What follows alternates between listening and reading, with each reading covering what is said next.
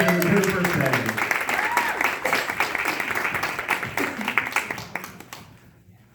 Hello, Pontiac. You know, when Ronnie asked me, I promised to keep my clothes on. I put on my very special clothes. Usually, I break this out Memorial Day weekend, right before I attend Pride in Washington, D.C.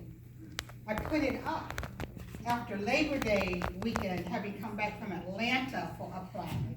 And I wear it at several stops in between Detroit, Ferndale, Kalamazoo, Chicago, you know, all over. So, now I get to wear it in October, so. Happy Pride, y'all. Yes. So he didn't tell me what I needed to talk about, what he did say, but you know. You remember when you were a kid? I remember one of my favorite toys, because it was reasonably inexpensive, was a Kaleidoscope. On some days, you know, I'd sit outside by myself in my own little world, and I'd get that Kaleidoscope up, and I'd take it, and I'd twist it and turn it, and I'd see all these colors, and it was beautiful. It was beautiful. It took me to like another universe, another space where I wanted to be. I could look at all these colors. This community, Pontiac, is a kaleidoscope filled with many beautiful voices, expressions, and colors. Kaleidoscope is a perfect fit for Pontiac with its diversity. You know, it's got African Americans, Native Americans, Asians, Latinos, white. It's just kaleidoscope of people that we often don't think about. They're young, they're old. I was reading, it said the median age was 33, but we know some of us have seen 33 more than once. And some of us have yet to get to 33, but we're all here. And at this center, they have celebrated community, that community. They've had Black History Month, Hispanic history. They celebrated Arab American history.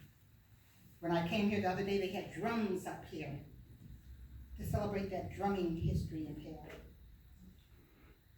And with this exhibit, the Pontiac Creative Arts Center is recognizing the contributions of another segment of Pontiac's community, a segment that's always there in each and every one of those other identities.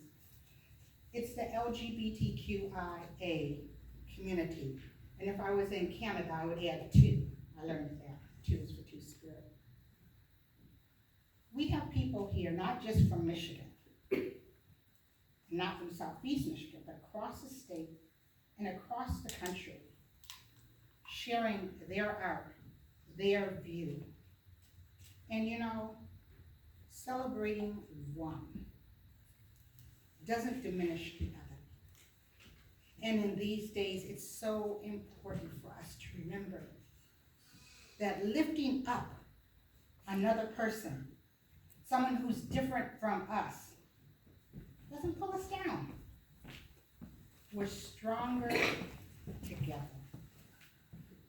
And that's what we're doing tonight. We're showing that there's differences, but there's beauty. You can look at any of these and see something that's going to touch you. And you don't have to go, well, you know, I'm not gay. It doesn't mean anything to me. I see this. It's beauty. It's art.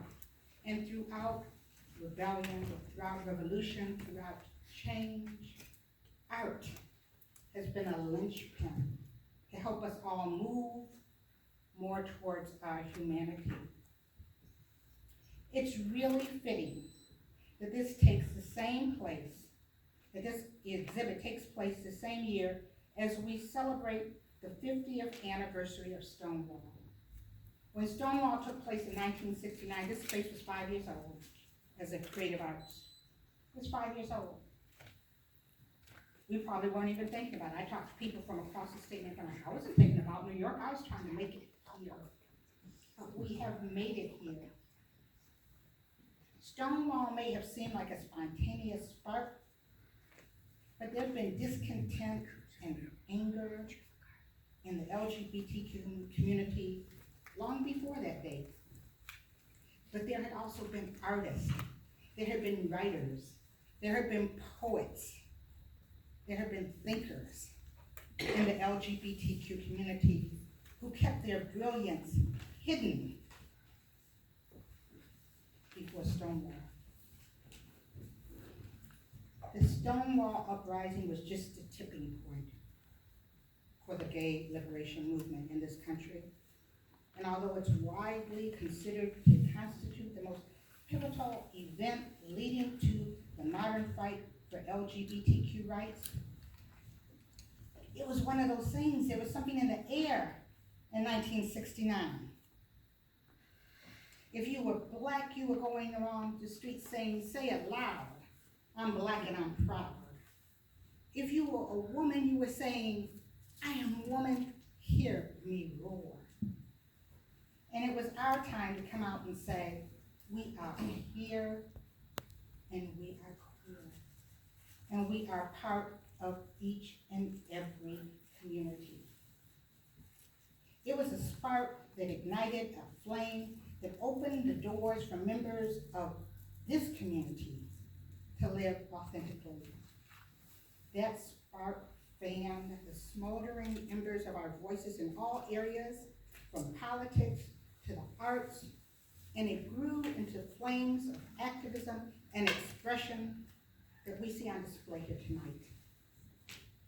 Like in those kaleidoscopes of our youth, the flames of our activism have many colors, true colors, burning brightly and lighting the way to a better future, not just tonight at the Pontiac Creative Arts Center, not just in the city of Pontiac, in this county, in this state, but across this country.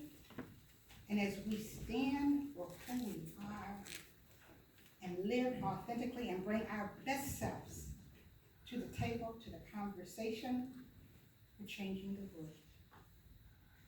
We are stronger together when we stand together. You gotta be about to people up here, so I'm not gonna stay long.